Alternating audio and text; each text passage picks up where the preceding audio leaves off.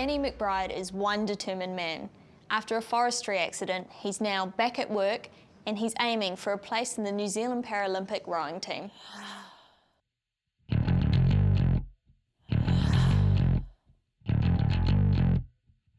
Kiwi rower Danny McBride is in Sydney, about to face his first international competition. Stakes are high. Danny's determined to beat his Aussie competitor, who's ranked third in the world. Technically, it's a friendly race, a chance for Danny to suss out his potential as a rower.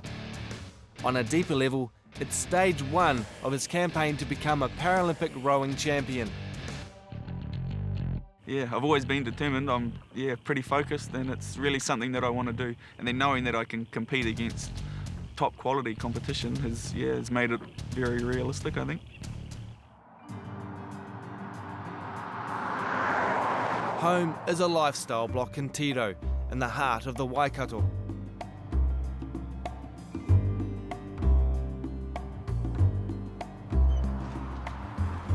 After his accident 11 years ago, Danny was determined to maintain his love of all things outdoors.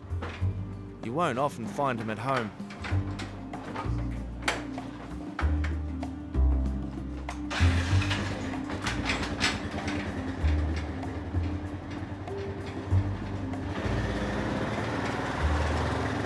Having adjusted to life in a wheelchair, he then set about doing pretty much everything he did before the accident.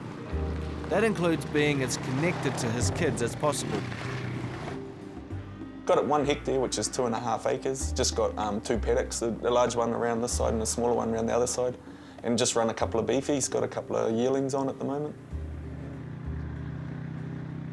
Like I worked in the forestry and I went hunting and fishing and things like that. So to be able to still do it is really, really cool. Like just shifting the cows around the paddock and going down on the motorbike or just going down to the river down the back and going for a fish, it's just awesome. It's just an awesome feeling.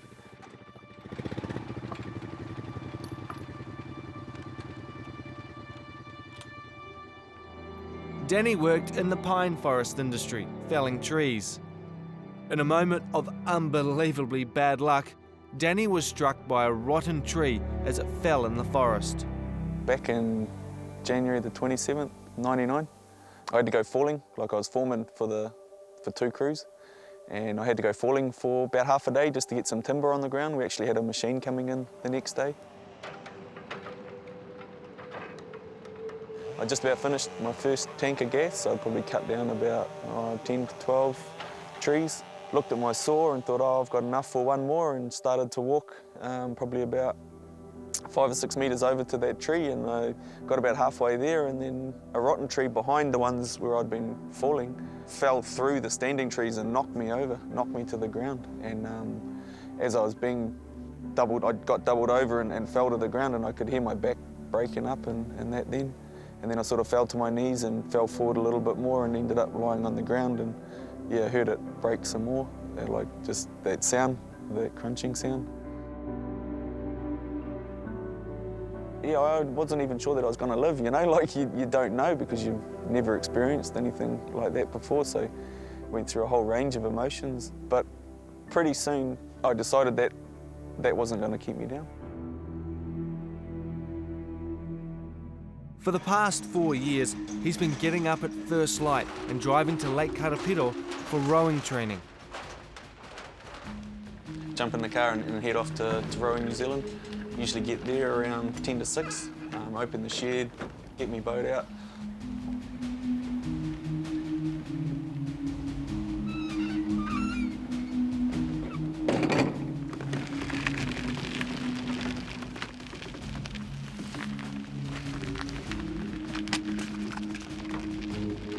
Lower it down the hill, put it on the water. I'm quite often the only person there.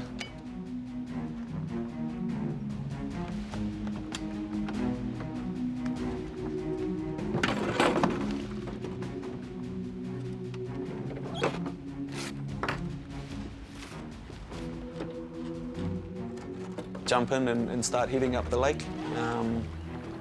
Coach catches up with me and usually by that time I've done about 2K, so I'm nice and warm, and then we'll start doing some speed work or whatever we're working on that day.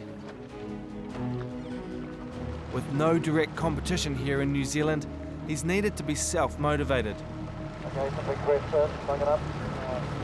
Downside, just come round and bring some more. The physical thing for me is because I get a lot of nerve pain. It's hard to explain to people, but the phantom pain in that I get a real sharp pain in my left thigh. And when I'm doing physical things and exerting myself, I don't get that pain.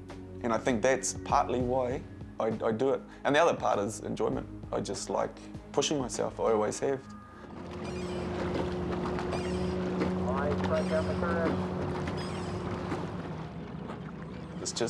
It's freedom, it's peaceful, it's relaxing. Even though you're working, you're not working too hard, and it's just an amazing feeling.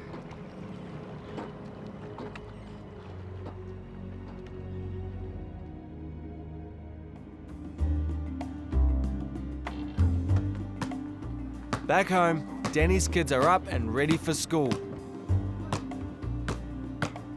They stay with him 3 nights a week. Danny's an active dad in every sense. He reckons they're a tight unit. They've been great kids right through. We've got Kyla, who's just turned 13, and Shay, who's 14. And yeah, they're just awesome kids, and they just do so much for me. Oh yeah. Oh. And I'm just a pushover for those kids, eh? Like I'd do anything for them, and I just love them so much, you know? And that's part of that balance. Like maybe you got the harder side of me, but the kids are definitely the softer side of me. I mean, I'd do anything for them. I'd drop anything, you know? Yeah, they're my life, really.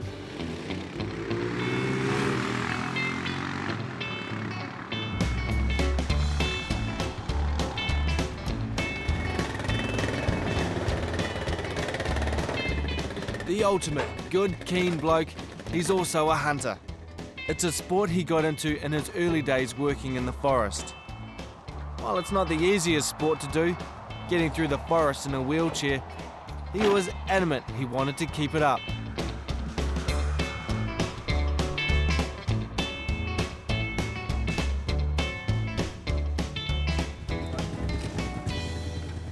His stepson is now showing interest. He's chuffed about that.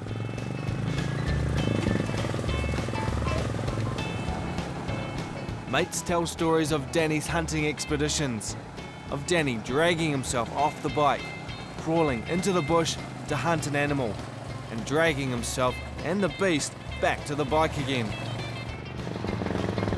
Yeah, we'll let Sneak go as well, eh? Hopefully they'll get onto something here. Today's outing is pretty tame. The dogs are let loose to hunt a pig. Danny's role is mission control.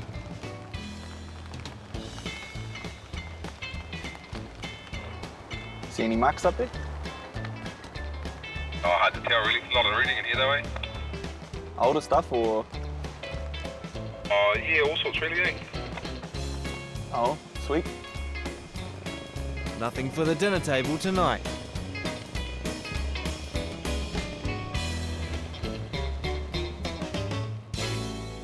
Danny's back working in the forest, but these days it's an admin role as safety officer. I'd never kind of expect you to be sitting behind a computer. Yeah, well, neither did I. Yeah. Like when I first started, well, the idea was that I'd come and work in the office, and that I didn't even know how to turn one on. Yeah. You know, yeah, she was real.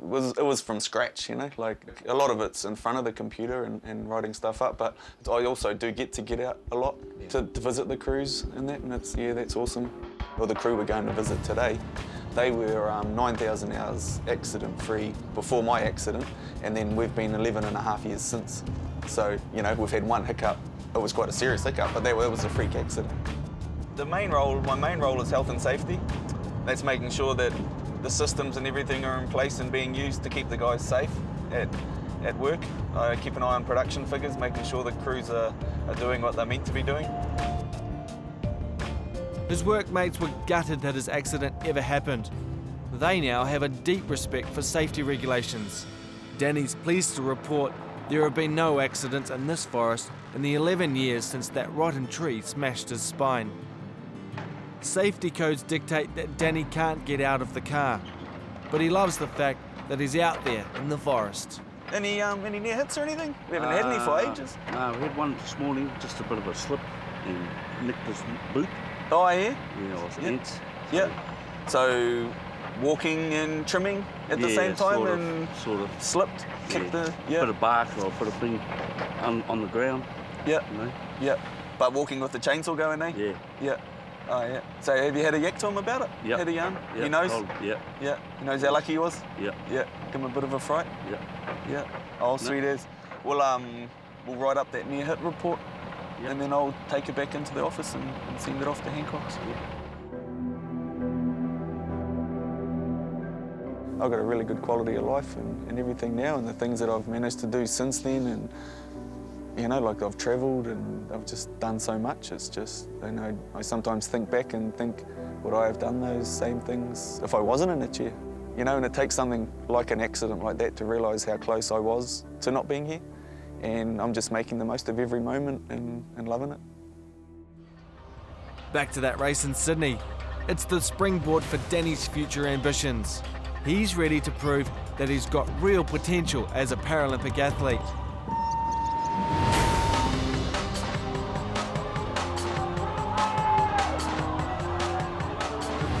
Yeah, well, at home I only get to race against the clock. Like all the regattas I've ever rode in is just against the clock. This time I'm actually getting to race against someone who's third in the world. It's some real competition and some real high-class competition. He won. It's a clean sweep of all 3 races. My personal goal is to get on the podium at World Champs this year, and that's not going to be easy. Like it's tough, and those elite rowers, they are tough, you know. And so, yeah, just trying to prove to them that I can do it as well.